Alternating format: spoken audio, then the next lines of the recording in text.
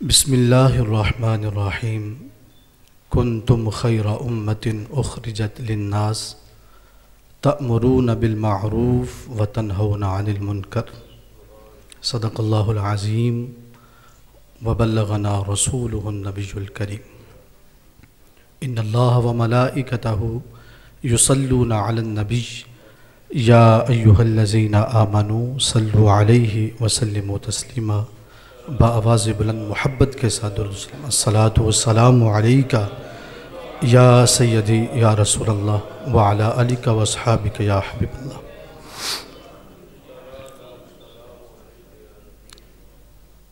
بے شمار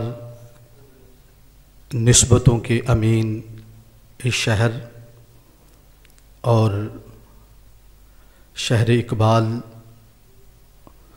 اور ملا عبدالحکیم سیالکوٹی رحمۃ اللہ تعالی علیہ اور مناظر اسلام حضرت علامہ مولانا محمد ضیاء اللہ قادری رحمۃ اللہ تعالی علیہ کی نسبت کی امین اس جامع مسجد میں حضرت علامہ مولانا حامد ضیاء صاحب کی میزبانی میں حاضر ہیں۔ اللہ کریم ہم سب کی حاضری کو شرف قبولیت عطا فرمائے۔ اللہ کریم نے آقا کریم علیہ الصلاۃ والسلام کی امت کا ایک شرف ذکر فرمایا ہے، فرمایا کنتم خیر امہ، تم بہترین امت ہو، تأمرون بالمعروف، اس وجہ سے کہ تم ہمیشہ نیکی کا حکم دیتے ہو، وتنہون عن المنکر، اور تم ہمیشہ برائی سے روکتے ہو۔ یہ آقا کریم علیہ الصلاۃ والسلام کی پوری امت کا اعزاز ہے۔ حضور کی امت کبھی بھی گمراہی پہ جمع نہیں ہو سکتی، یہ ہمیشہ نیکی کا حکم دینے والے ہیں اور برائی سے روکنے والے ہیں، اور بالخصوص علماء کرام جو کہ انبیاء کی وراثتوں کے امین ہیں، اللہ کریم انہیں انبیاء کرام کے راستے پہ چلاتا ہے۔ جیسے نبی اللہ کے اپنے دین کی بڑھوتری کے لیے، اس کی اشاعت کے لیے، اس کے دفاع کے لیے کردار ادا کرتے ہیں، اللہ کریم آقا کریم علیہ الصلاۃ والسلام کی امت کے جو علماء ہیں، خالق کائنات، انہیں اس ذمہ داری کو ادا کرنے کا شرف اور اللہ کریم انہیں یہ مقام عطا فرماتا ہے کہ وہ ہر دور میں جب بھی کوئی مصیبت کھڑی ہوتی ہے، پریشانی آتی ہے، وہ آقا کریم علیہ الصلاۃ والسلام کے نائب بن کر امر بالمعروف کے لیے اور نہی عن المنکر کے لیے تیار ہو جاتے ہیں۔ اور یہ ہمارے جو بزرگ ہیں، صاحبزادہ حامد ضیاء صاحب، حضرت علامہ مولانا محمد ناصر رضا صاحب اور دیگر جتنے بھی یہ احباب ہیں، مجھے بڑی خوشی ہے کہ یہ اپنی ذمہ داری کو ادا کر رہے ہیں۔ انہوں نے اپنی ذمہ داری کو ادا کیا، اب ہماری ذمہ داری ہے کہ ہم ان کے ساتھ جڑ جائیں، جب ہمیں بلائیں ہم حاضر ہو جائیں، جب ہمیں پکاریں تو ہم لبیک کہیں۔ اور جس طرح مجھ سے پیشتر احباب فرما رہے تھے علماء کرام کہ بڑے احباب کو دعوت دی ہے لیکن تشریف نہیں لائے، گزارش یہ ہے کہ یہ ہر ایک کا اپنا اپنا مقدر ہے۔ اللہ کریم نے ہمیں اپنے نبی صلی اللہ علیہ وسلم کے دین کے دفاع کے لیے منتخب کیا ہے، ہمیں یہ اعزاز دیا، ہم حاضر ہیں، ہم اپنی ذمہ داری کو نبھاتے جائیں، انشاءاللہ ایک وقت آئے گا جو پیچھے رہ جانے والے ہیں وہ بھی ہمارے ساتھ کھڑے ہو جائیں گے۔ ہم نے ان کی طرف توجہ نہیں کرنی، ہم نے اپنا کام کرنا ہے۔ تو یہ بزرگ جب بھی ہمیں اس حوالے سے، عقیدہ اہل سنت کے حوالے سے حکم ارشاد فرمائیں گے، ہم انشاءاللہ ضرور حاضر ہوں گے۔ اللہ کریم ان کو سلامتی عطا فرمائے اور اللہ کریم ان کی عمروں کے اندر برکتوں کا نزول فرمائے۔ دوسری بات جو ہمارے سب سے پہلے حضرت علامہ مولانا اشفاق صاحب تھے، اشفاق سیالوی صاحب، ریاض سیالوی صاحب، انہوں نے ہمیں حکم ارشاد فرمایا اس حوالے سے گفتگو کرنی ہے۔ تو میں ایک دو باتیں آپ سے گزارش کرنا چاہتا ہوں، وہ یہ ہے کہ اگر ہم محسوس کرتے ہیں کہ کوئی شخص ایسا ہے جو عقیدہ اہل سنت سے بھٹک گیا ہے، کوئی شیخ ایسا ہے جو عقیدہ اہل سنت سے پیچھے ہٹ گیا ہے، فکر امام احمد رضا سے پیچھے ہٹ گیا ہے، تو اس کا طریقہ کار کیا ہے؟ کیسے ہم نے اپنے آپ کو جوڑ کے رکھنا ہے، کیسے ہم نے اپنے آپ کو اکٹھے رکھنا ہے، ہمارا شیرازہ مزید نہ بکھرے، ہم مضبوط رہیں، اس کا حل کیا ہے؟ ایک تو صورت یہ ہے کہ میں فیس بک پہ بیٹھ جاؤں، میں سوشل میڈیا پہ بیٹھ جاؤں، یوٹیوب کھول لوں اور میں اپنا بیان جاری کر دوں کہ فلاں شخص چونکہ اس نے فلانے جلسے میں فلانی جگہ پہ عقیدہ اہل سنت سے ہٹ کے بات کی ہے، تو میں اس پہ حکم جاری کر دوں کہ یہ بندہ اہل سنت سے خارج ہے، میں اعلان کر دوں فیس بک پہ بیٹھ کے، یوٹیوب پہ بیٹھ کے۔ ایک تو یہ طریقہ کار یہ ہے۔ دوسرا طریقہ کار یہ ہے، مجھے پتہ ہے کہ فلاں شخص جو ہے وہ عقیدہ اہل سنت سے ہٹ کے چل رہا ہے، لیکن میں اسے اپنی محفل پہ بھی بلا رہا ہوں،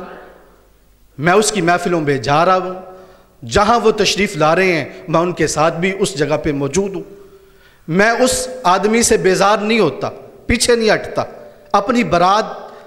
جو ہے وہ اس کا اظہار نہیں کرتا، بلکہ اس کے ساتھ بھی چل رہا ہوں۔ عقیدتاً میں ٹھیک ہوں، میرا عقیدہ ٹھیک ہے، لیکن جس کا غلط ہے میں اس کے ساتھ اٹھ بھی رہا ہوں، بیٹھ بھی رہا ہوں، کھا بھی رہا ہوں، پی رہا ہوں، جلسوں میں جا رہا ہوں، جلسوں میں بلا رہا ہوں۔ ایک تو طریقہ یہ ہے، میرے خیال میں ایک میں افراط ہے اور ایک میں تفریط ہے، ایک دونوں طرف ہی غلطی ہے۔ اگر ہم راہ اعتدال اپنا لیں، اور اس کے لیے میں ایک اپنا ناقص مشورہ عرض کروں گا،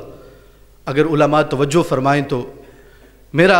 اس میں ناقص مشورہ یہ ہے اور بچگانہ مشورہ یہ ہے کہ کم از کم ہم پہلا سٹیپ لیں سیالکوٹ کی سطح پہ، وہ یہ کہ ہماری 5 رکنی یا 10 رکنی جید علماء پر مشتمل اور ہمارے جو سینئر بزرگ ہیں علماء ان پر مشتمل ایک کمیٹی ہونی چاہیے، 5 سے 10 رکنی کمیٹی ہونی چاہیے، جہاں بھی اپنے ضلع کے اندر ہم دیکھیں کہ کسی صحابی رسول کی توہین کی گئی ہے، آل رسول میں سے کسی کی توہین کی گئی ہے، عقیدہ اہل سنت سے ہٹ کے بات کی گئی ہے، فکر امام احمد رضا سے ہٹ کے بات کی گئی ہے، تو وہ کمیٹی کے جو ذمہ دار ہیں وہ اس صاحب سے رابطہ کریں، جناب ہم آپ سے ملاقات کرنا چاہتے ہیں، ہم آپ سے بات کرنا چاہتے ہیں، ملاقات ان سے ٹائم لیا جائے، ان سے جا کے ملاقات کی جائے۔ میں سمجھتا ہوں کہ اگر یہ انا کا مسئلہ نہ بنے تو اللہ کے فضل و کرم سے جب ہمارے جید علماء کرام، بزرگ علماء کرام اس آدمی کے پاس، اس شخصیت کے پاس، اس خطیب کے پاس، اس شیخ کے پاس، اس نعت خان کے پاس حاضر ہو جائیں گے تو اللہ کے فضل سے ہمارے عقیدے کا تحفظ ہو جائے گا، ہمارے عقیدے کا تحفظ ہو جائے گا۔ ہم نے انتشار نہیں پھیلانا، یہ اب لڑائی ہمارے گھر کی لڑائی ہے، ہم نے ناک کو کاٹنا نہیں، ناک سے مکھی اڑانی ہے، اور ہم نے آپریشن کر کے بندہ مارنا نہیں، ہم نے بلکہ اس کو صحت یاب کرنا۔ تو اس وجہ سے میرا یہ ناقص مشورہ ہے، آگے جیسے بزرگ فرمائیں گے انشاءاللہ اس کے مطابق عمل کیا جائے گا۔ آخری بات جو اس حوالے سے میں عرض کرنا چاہتا ہوں وہ یہ ہے کہ ماشاءاللہ سب علماء کرام موجود ہیں، ہم نے جو عقیدہ اہل سنت کی ڈوز ہے اس کو ہم نے اب ہر بندے تک پہنچانا ہے، اس کو ہر بندے کو پلانی، جیسے ویکسین، کرونا ویکسین ہر ایک کو لگ رہی ہے نا، ہر محفل میں اس ڈوز کی ضرورت ہے اور ہر بندے کو اس ویکسین کی ضرورت ہے۔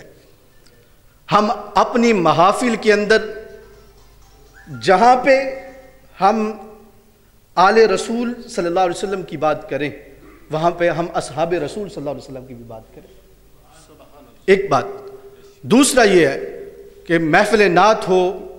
جو ہے ہماری پہلے تلاوت ہو، نعت ہو، منقبت